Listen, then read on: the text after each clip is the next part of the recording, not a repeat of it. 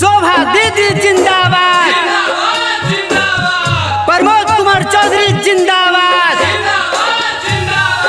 प्रमोद भैया जिंदाबाद, शोभा दीदी मत घबराना। रिकॉर्डिंग बाय मनोरंजन स्टूडियो। आगे माई हमारो शोभा दीदी हथिन गहरी बाबा न के जन्म जी।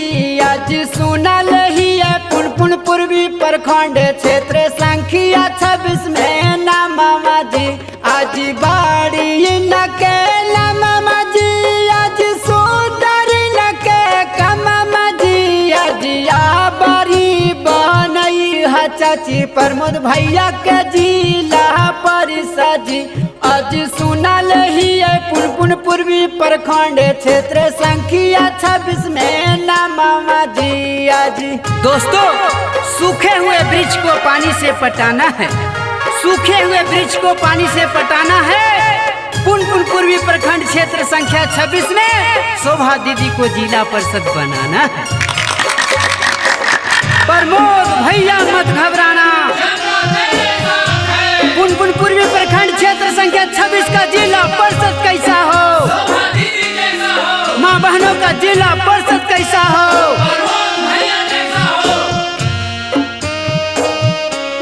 आगे माई दिलावा के साफ होथिन मानमा के सच्चा जी। आज सब उम्मीद बराबा में शोभा दीदी अच्छा जी। आज शोभा दीदी अच्छा जी, प्रमोद भैया सच्चा जी। आज या बड़ी बनई है भैया शोभा दीदी के जिला परिषद जी। आज सुनल ही पुनपुन पूर्वी प्रखंड क्षेत्र संख्या 26 में नामा दिया जी। दोस्तों, शोभा दीदी और प्रमोद भैया का कहना है कि चौमुखी विकास होगा, यही मेरा इरादा है। चौमुखी विकास होगा, यही मेरा इरादा है। सबका सपना पूरा होगा, यही मेरा वादा है। छात्र नौजवानों का जिला परिषद कैसा हो, आगे माही माँ जादूरा किसान भैया दी सब धया नवाजी। आज इंदराया बास दे तू न वृद्धा पेला सनमा जी। आज वृद्धा पेला सनमा जी।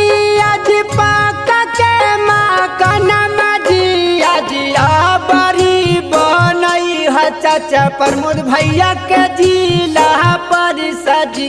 आज आबरी बनई है चाची शोभा दीदी के जिला परिषद जी। आज दोस्तों, न पढ़ना है चक्कर में, न पड़ेंगे घन चक्कर में, न पढ़ना है चक्कर में, न पड़ेंगे घन चक्कर में। जिला परिषद तो शोभा दीदी को ही बनाएंगे, क्योंकि कोई नहीं है टक्कर में। खेत मजदूर किसानों का जिला परिषद कैसा हो, पुनपुन पूर्वी प्रखंड क्षेत्र संख्या 26 का जनता जिंदाबाद, शोभा दीदी जिंदाबाद।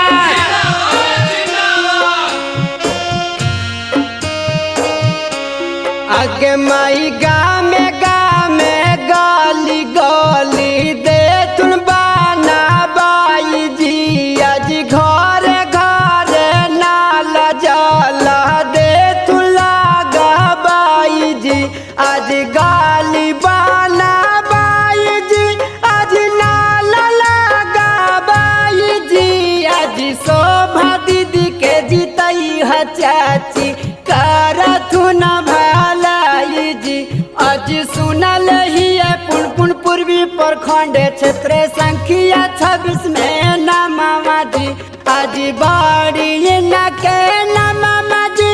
आज सुंदर न के कमा जी। आज आबरी बनई है चाची प्रमोद भैया के जिला परिषद जी।